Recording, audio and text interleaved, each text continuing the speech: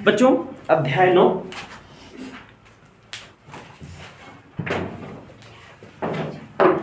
चलिए देखिए अगला अध्याय बच्चों हमारा अध्याय 9 और इसका नाम है पृथ्वी का चुंबकत्व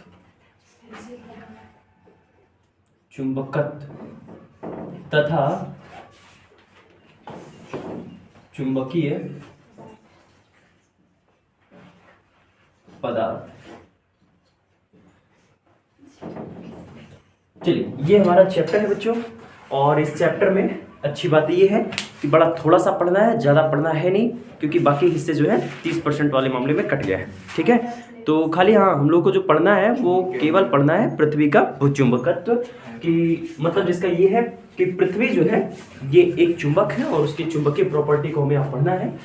चुंबकीय पदार्थ वाला जो टॉपिक था ये थोड़ा बड़ा था लेकिन कट गया है, पढ़ना है नहीं। ठीक है, तो चलिए हम लोग पढ़ेंगे आज लोग पृथ्वी के चुंबकत्व को। तो पृथ्वी के चुंबकत्व वाली जो बला है, चुंबकत्व शब्द का पहले हम लोग मतलब समझ ले कि चुंबकत्व क्या होता है। देखो चुंबकत्व बच्चों चुंबकीय गुण को कहा जाता है। चुंबकत्व मतलब चुंबकीय गुण, समझ में आ रहा है? जितने प्रकार के चुंबकीय गुण होते हैं उनको होल रूप से मिला करके हम लोग क्या बोलेंगे, चुंबकत्व बोलेंगे। तो किसके चुंबकत्व को पढ़ना है, पृथ्वी के चुंबकत्व को पढ़ना है। देखिए हमारी जो पृथ्वी है बच्चों, इस पृथ्वी का बिहेवियर ऐसा है जैसे वो एक मैग्नेट हो, है ना। हमारी जो पृथ्वी है उस पृथ्वी का बिहेवियर ऐसा है जैसे कि पृथ्वी के अंदर बहुत बड़ा मैग्नेट रखा हो। अब इस बात की पुष्टि कुछ बातों से मिलती है, कुछ तथ्यों से मिलती है कि हमारी पृथ्वी एक मैग्नेट कैसे है। ठीक है, सबसे पहले हम यहाँ बात कर लेंगे क्योंकि यहाँ पे चैप्टर का नाम दिया गया है पृथ्वी का चुंबकत्व, और अगर पृथ्वी के चुंबकत्व नाम का चैप्टर है तो इसका मतलब जाहिर है कि पृथ्वी मैग्नेट होगी तो ही जाकर के वो चुंबकत्व के गुण को दिखाएगी। तो इस बात की पुष्टि हम लोग यहाँ करते हैं कि पृथ्वी एक मैग्नेट है कि नहीं। ठीक है, तो भाई पृथ्वी मैग्नेट है तो हम लोग कहेंगे हाँ पृथ्वी मैग्नेट है। अब चैप्टर पहले से बन चुका है तो इसका मतलब हाँ मैग्नेट होगा, नहीं तो क्वेश्चन मार्क लगा होता है चैप्टर में, है ना। पृथ्वी का चुंबकत्व क्वेश्चन मार्क। ठीक है, तो पृथ्वी का चुंबकत्व इसका मतलब बहुत स्पष्ट है, बहुत साफ है कि पृथ्वी हमारी एक मैग्नेट की जैसी होती है। पृथ्वी हमारी कैसी होती है बच्चों, एक मैग्नेट की जैसे होती है। अब पृथ्वी अगर हमारी मैग्नेट की जैसी है तो उसमें क्या बात कैसे है आओ देखते हैं। चलिए सबसे पहले हम देखेंगे कि पृथ्वी एक चुंबक है। ठीक है, सबसे पहला हम लोग जो बात पढ़ेंगे वो यही पढ़ेंगे कि पृथ्वी एक चुंबक है। और अगर ऐसा है, ठीक है, तो इसकी पुष्टि कैसे हो, कैसे हम लोग यकीन करें, कैसे मान लें कि पृथ्वी एक चुंबक ही है ना। कोई तथ्य कोई प्रमाण होना चाहिए जैसे हम ये माने कि पृथ्वी एक मैग्नेट है। तो हाँ भाई इसके कुछ निम्नलिखित प्रमाण हैं, जैसे आपके सामने मैं रख रहा हूँ। पहला प्रमाण है कि अगर हम लोग किसी चुंबकीय सुई को ले लें, क्या करें, चुंबकीय सुई को ले लें, तो मैंने आप लोगों को ये बात बताया हुआ है कि अगर चुंबकीय सुई किसी चुंबकीय क्षेत्र में रखी जाती है तो चुंबकीय सुइयों पर बलयुग्म का आघूर्ण काम करता है, जिसकी वजह से जो चुंबकीय सुई होती है ये घूम करके एक निश्चित डायरेक्शन में नॉर्थ और नॉर्थ क्या होता है जी, नॉर्थ और साउथ, ये दो नए डायरेक्शन है, मतलब उत्तर और दक्षिण की दिशा में ठहर सकते है ना। तो विशेषकर चुंबकीय सुई नॉर्थ और साउथ डायरेक्शन में तभी टिकेगी जब वो किसी मैग्नेटिक फील्ड में रहती है। अगर वो मैग्नेटिक फील्ड में नहीं है तो वो फिर नॉर्थ या साउथ डायरेक्शन में न टिक करके अन्य दिशाओं में भी टिक सकती है। आपकी चुंबकीय सुई जब तक किसी चुंबकीय क्षेत्र में है तब तक वो नॉर्थ और साउथ डायरेक्शन में खुद को टिका कर रखती है। समझ में आया? क्योंकि उस पर एक बलयुग का आघूर्ण कार्य करता है, और बलयुग का आघूर्ण कार्य करने की वजह से हम लोगों ने पीछे पढ़ा ना, दंड चुंबक पर बलयुग का आघूर्ण टाउ बराबर एम बी साइन थीटा। ठीक, तो वही बलयुग का आघूर्ण चुंबकीय सुई पर भी कार्यरत होता है। तो हमने वहाँ पढ़ा था कि चुंबकीय सुई को अगर हम लोग किसी चुंबकीय क्षेत्र में रखते हैं तो इस पर बलयुग का आघूर्ण काम करता है, और आघूर्ण करता क्या है, क्षेत्र की दिशा के समांतर रखने का प्रयास करता है। तो इसी वजह से सुई सदैव नॉर्थ और साउथ डायरेक्शन में बनी रहती है। तो ये बात तो हमने किसी चुंबक के लिए पढ़ा था ना बच्चों, ये बात हमने किसी चुंबक के लिए पढ़ा था, किसी मैग्नेट के लिए पढ़ा था कि अगर किसी चुंबकीय सुई को चुंबकीय क्षेत्र में रख दिया जाए तो वो क्या करती है, अपने नॉर्थ साउथ डायरेक्शन में खुद को टिका लेती है। लेकिन अगर भूतल की मैं बात करूं, जहां कोई मैग्नेट हम लोग ना लिए हो, हमारे पास कोई मैग्नेट नहीं हो, सिर्फ चुंबकीय सुई हो, अगर चुंबकीय सुई पर हम लोग किसी पृथ्वी पर किसी भी बिंदु पर अगर हम लोग बच्चों चुंबकीय सुई कहीं रखते हैं, तो हमारा चुंबकीय सुई सदैव सहजता पूर्वक केवल नॉर्थ और साउथ डायरेक्शन में टिकता है। केवल किस डायरेक्शन में टिकता है? नॉर्थ और साउथ डायरेक्शन में टिकता है। क्या इसके अलावा हमारी चुंबकीय सुई स्वतंत्रता पूर्वक रखने पर कहीं और टिकती है? किसी अन्य डायरेक्शन में ठहरती है? नहीं ठहरती है। उसका कारण यही है क्योंकि पृथ्वी एक मैग्नेट है और पृथ्वी के चारों ओर के आवरण में एक चुंबकीय क्षेत्र पाया जा रहा है। समझ में आया? ठीक है। पृथ्वी के आवरण में अगर चुंबकीय क्षेत्र ना होता तो कैसे हमारी चुंबकीय सुई जो है एक निश्चित डायरेक्शन में ठहरती? क्योंकि वो तो तभी ठहर सकती है नॉर्थ और साउथ के डायरेक्शन में जब वो चुंबकीय क्षेत्र में रहे। और पृथ्वी पर हम खाली चुंबकीय सुई लिए हुए हैं, हमारे पास कोई मैग्नेट वगैरह पदार्थ नहीं है, तो फिर वो क्यों एक निश्चित डायरेक्शन में नॉर्थ साउथ में ठहर रही है? उसके पीछे जो फैक्ट है वो यही है कि हमारी पृथ्वी एक मैग्नेट होगी। समझ में आया? तभी वो ऐसा ठहर रही है, अन्यथा ठहरती नहीं। समझ में आया? ठीक है। उसके बाद देखिए, तो पहला फैक्ट, पृथ्वी एक चुंबक है, इसका प्रमाण हमें पहली बात से मिलता है। ठीक है। चलो थोड़े से सेटिस्फाइड हो गए हम लोग, थोड़े से संतुष्ट हो गए कि हाँ पृथ्वी हमारी एक चुंबक है। अब और ज्यादा संतुष्ट हो लेते हैं। कैसे? दूसरे फैक्ट में आपको मैं कुछ बातों को बताता हूं। जैसे अगर कोई लोहा हो ना आपके पास, क्या हो बच्चों? लोहा। तो लोहा जो होता है ये चुंबक के साथ बढ़िया तरीके से अट्रैक्ट होता है। जानते हैं हम लोग। अगर किसी लोहे को हम लोग किसी मैग्नेट के संपर्क में काफी टाइम के लिए रखते हैं, ठीक है, क्या करें? किसी लोहे को किसी मैग्नेट के संपर्क में लंबे टाइम के लिए रखते हैं। मैग्नेट के संपर्क में भी रख करके ये काम किया जा सकता है, अथवा किसी को मैग्नेटिक फील्ड में रख करके भी ये काम किया जा सकता है। समझ रहा है? तो आप लोग देखेंगे कि आपका ये जो लोहा है कुछ टाइम के बाद छोटे छोटे लोहों के जो चुंबक होंगे टुकड़े होंगे लोहे के, उनको अट्रैक्ट कर लेगा आराम से। ठीक है।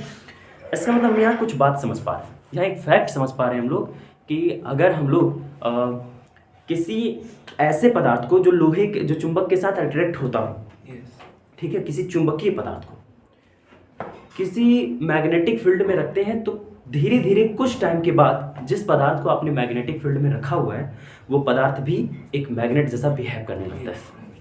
हम ये बात देखते हैं, जानते भी। ठीक है। तो अगर किसी मैग्नेट के साथ आप किसी लोहे को कुछ दिन संपर्क में रखेंगे या उसके मैग्नेटिक फील्ड में अगर कुछ दिन संपर्क में आप रखेंगे, तो आप क्या पाएंगे? आप देखने को पाएंगे कि आपका लोहा मैग्नेट की तरह बिहेव कर रहा है। तो ये तो नॉर्मली होता है, ये तो तभी होगा जब किसी लोहे को किसी मैग्नेट के संपर्क में रखेंगे। चलिए मान लिया हमने एक लोहे का छड़ ले लिया। क्या लिया बच्चों? लोहे का एक छड़ ले लिया, और लोहे के इस छड़ को हम लोग क्या करेंगे? पृथ्वी के भीतर नॉर्थ और साउथ डायरेक्शन देख करके एक गड्ढा खोदेंगे और उस गड्ढे में इस लोहे को डाल देंगे। तो उसके बाद लंबे टाइम के बाद, कुछ सालों के बाद, है ना, आप जब उस लोहे को निकालोगे, हालांकि जंग वगैरह लग करके लोहे का कुछ ना कुछ मात्रा क्षरण में चला जाएगा। ठीक है। लेकिन अगर क्षरण में नहीं जा रहा है, कुछ हिस्सा उसका बाई दाग बच जा रहा है, तो बचे हुए हिस्से को आप देखेंगे कि वो किसकी तरह बिहेव करेगा बच्चों? मैग्नेट। पूरी तरीके से वो लोहा किसकी तरह बिहेव करता है? मैग्नेट की तरह बिहेव करता है। तो अगर पृथ्वी एक मैग्नेट ना होती, पृथ्वी के अंदर किसी प्रकार का मैग्नेट ना होता, तो क्या आपका लोहा जो आपने पृथ्वी के अंदर कुछ सालों के लिए रखा हुआ था वो मैग्नेट की तरह बिहेव कर पाता? वो तो कोई भी लोहा मैग्नेट की तरह बिहेव तभी कर पाता है जब उसको हम लोग मैग्नेटिक फील्ड में रखते हैं या मैग्नेट के संपर्क में रखते हैं। तो पृथ्वी के अंदर हमने जो लोहा डाला था, अगर उसके संपर्क में कोई चुंबकीय क्षेत्र ना होता तो क्या ऐसा होता? आपका जो लोहा है ये मैग्नेट की तरह बिहेव करता? नहीं करता। समझ में आ रहा है? इसका मतलब ये है, हमारे सामने अब कुल मिलाकर के दो फैक्ट हमने देखा। अब ये दो फैक्टों से लगभग हम संतुष्ट हो पा रहे हैं कि हाँ पृथ्वी एक चुंबक है। समझ में आ रहा है? ठीक है। तो पृथ्वी एक चुंबक है कि दो फैक्ट मिल गए। एक और फैक्ट मिलता है जिसको हम लोग कहते हैं उदासीन बिंदु। उदासीन बिंदु कहते हैं। अगर आप किसी चुंबक को देखो, क्या देखो बच्चों? किसी चुंबक को, तो चुंबक में दो ऐसे बिंदुएं जरूर होती हैं जिन बिंदुओं पर चुंबकीय क्षेत्र का प्रभाव नहीं पड़ता है। मैं उसके चुंबकीय क्षेत्र के बाहर बात नहीं कर रहा हूँ, मैं उसके चुंबकीय क्षेत्र के अंदर ही बात कर रहा हूँ। समझ में आया ना? कि दो ऐसी बिंदुएं होती हैं जिन बिंदुओं पर चुंबकीय प्रभाव जो होता है ये खत्म रहता है किसी मैग्नेट के चुंबकीय क्षेत्र में। और जिन दो बिंदुओं पर ऐसा होता है उन्हें हम लोग उदासीन बिंदु कहते हैं। क्या कहते हैं बच्चों? उदासीन बिंदु कहते हैं। अब देखो बाबू लोग, उदासीन बिंदु के बारे में अगर हम बात करें आपसे, पृथ्वी पर भी दो ऐसे बिंदु पाए गए हैं। पृथ्वी पर भी दो ऐसे ही बिंदु पाए गए हैं। अगर इन दो बिंदुओं को हम लोग देखें, है ना, तो इन दो बिंदुओं पर चुंबकीय सुई ले जाने से कोई इफेक्ट पड़ता ही नहीं। समझ में आया? इन दो बिंदु, पृथ्वी पर दो ऐसे बिंदु हैं जिन दो बिंदुओं पर अगर आप लोग चुंबकीय सुई लेके जाओगे तो उस चुंबकीय सुई का कोई प्रभाव पड़ेगा ही नहीं। मतलब वो नॉर्थ और साउथ डायरेक्शन में ठहरेगी नहीं, अन्य दिशाओं में ठहरना उसका प्रक्रिया हो जाएगा। समझ में आया? अब देखो जरा सिमिलरिटी समझो। आप जब मैग्नेट में देख रहे थे तो वो दो पॉइंट मिल रहा था। मैग्नेट में दो ऐसे बिंदु मिल रहे थे जहाँ मैग्नेटिक फील्ड का एकदम खत्म चीज थी, मैग्नेटिक फील्ड थी नहीं। लेकिन पृथ्वी के साथ भी तो सेम चीज हो गई। पृथ्वी के साथ भी तो यही सिमिलर घटना घट गई। हमारी पृथ्वी में भी हम लोग क्या देख रहे हैं?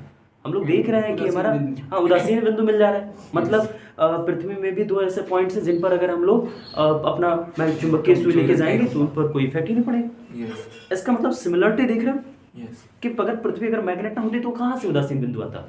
समझ में आया? फिर तो चुंबकीय सुई का हिलना डुलना ये तो कुछ रहता ही नहीं। लेकिन हिल डुल रहा है चुंबकीय सुई, नॉर्थ साउथ डायरेक्शन में प्रॉपरली ठहर रही है और दो पॉइंट्स पर वो हमको न्यूट्रलाइज भी दिखा रही है। तो इसका मतलब है कि हमारी पृथ्वी एक चुंबक है। समझ में है? उदासीन बिंदु की जो परिभाषा होती है उसे हम लोग देते हैं कि पृथ्वी पर स्थित वह बिंदु जिन पर किसी चुंबक का बाहरी चुंबकीय क्षेत्र शून्य हो जाता है। ठीक है?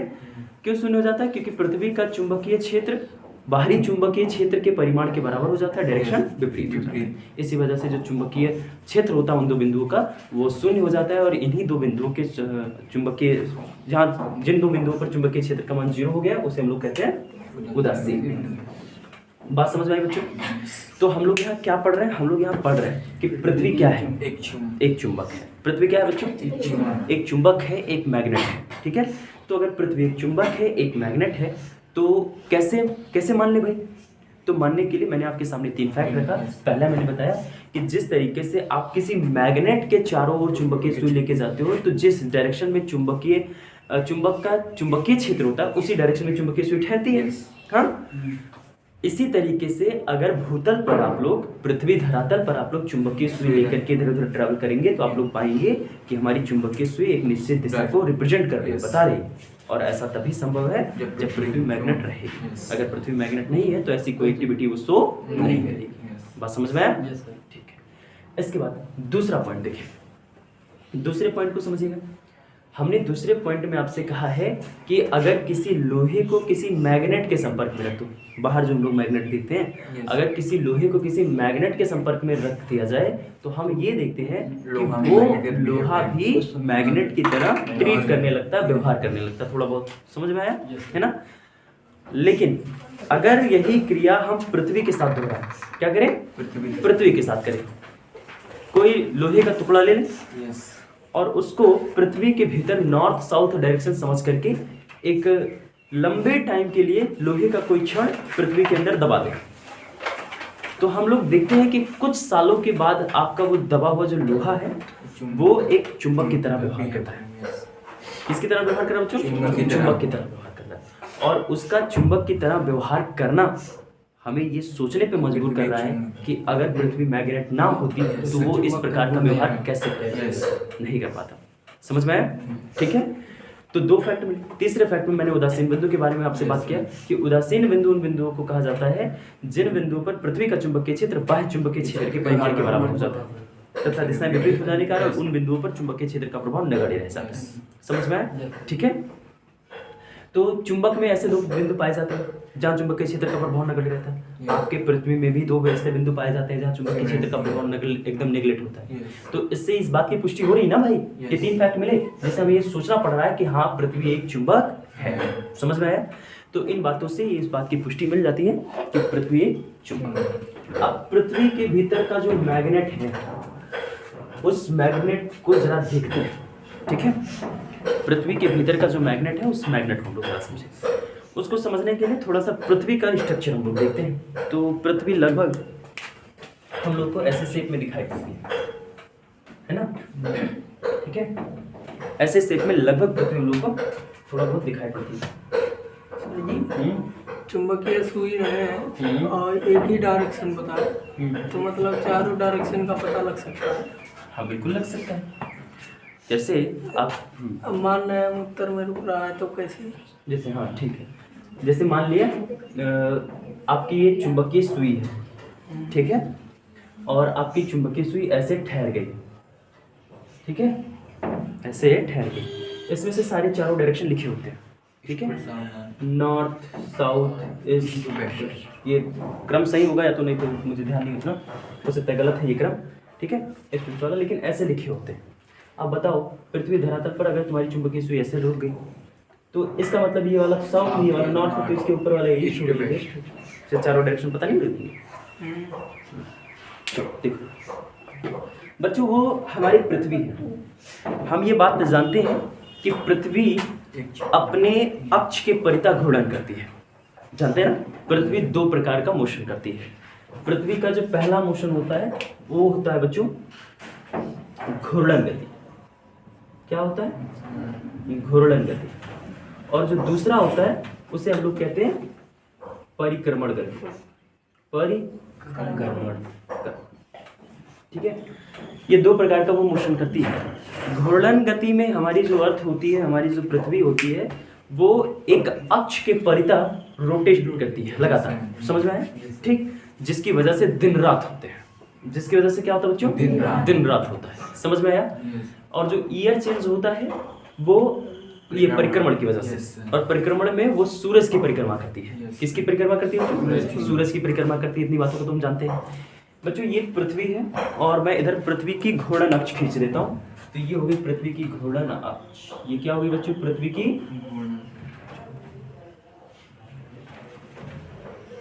घूर्णन अक्ष होगी, ठीक। हाँ, ये पृथ्वी की घूर्णन अक्ष है। इस घूर्णन अक्ष के परितः ही हमारी जो अर्थ होती है ये रोटेट करती है। समझ में? तो ये हमारी पृथ्वी हो गई और पृथ्वी की ये अक्ष हो गई, ठीक है। पृथ्वी की अक्ष के अभिलंबवत पृथ्वी को दो हिस्सों में, दो अर्धवृत्तों में काटने वाली जो रेखा होती है वो पृथ्वी की निरक्ष कहलाती है। क्या कहलाती है बच्चों? निरक्ष कहलाती है। और इन बिंदुओं को हम लोग कहते हैं ध्रुव। इन बिंदुओं को हम लोग पृथ्वी धरातल के क्या कहते हैं बच्चों? ध्रुव कहते हैं। ये बिंदु जो है इसे हम लोग कहते हैं भौगोलिक उत्तरी ध्रुव। उसे क्या कहते हैं बच्चों? भौगोलिक उत्तरी ध्रुव। और इस बिंदु को हम लोग कहते हैं भौगोलिक दक्षिणी ध्रुव। ये इनके नाम बच्चों, ठीक है। उस बिंदु को कहा जाता है भौगोलिक उत्तरी ध्रुव और इस बिंदु को कहा जाता है भौगोलिक दक्षिणी ध्रुव, ठीक है। अब देखिए, पृथ्वी के भीतर का जो मैग्नेट है वो एक दंड चुंबक की तरह है। पृथ्वी के भीतर का जो मैग्नेट है वो किसकी तरह बच्चों? दंड चुंबक की तरह। समझ में आया? और पृथ्वी के भीतर का जो दंड चुंबक है वो दंड चुंबक इस प्रकार से स्थित है ना,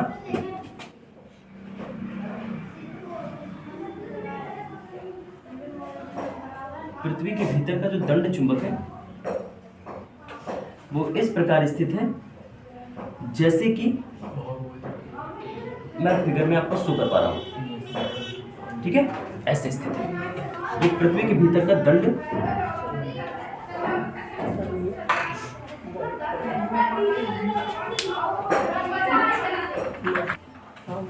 चलिए देखिए, तो जैसे मैं पृथ्वी के भीतर आपको ये चीज शो कर पा रहा हूं, ऐसे ही लगभग चिच्छी ले लो ढंग का बना देता हूं।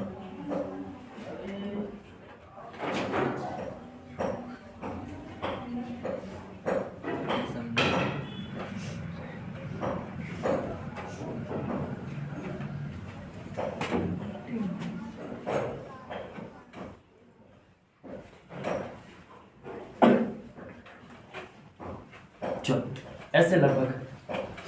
तो पृथ्वी के भीतर का ये लगभग मैग्नेट है। और ये जो मैंने खींचा है बच्चों, ये चुंबकीय अक्ष है। ये क्या है बच्चों? चुंबकीय अक्ष। अच्छा, वो जो घूर्णन अक्ष है ना, उसे आप लोग एक नाम और दे सकते हैं, भौगोलिक अक्ष। क्या बोल सकते हैं उसको? भौगोलिक अक्ष बोलते हैं। अच्छा बच्चों, भौगोलिक अक्ष और चुंबकीय अक्ष के बीच का जो एंगल है ना, ये 11.5 डिग्री का है। कितना भाई? 11.5 डिग्री का है। ठीक है, चलिए इनके बारे में शेष अध्ययन करते हैं कल।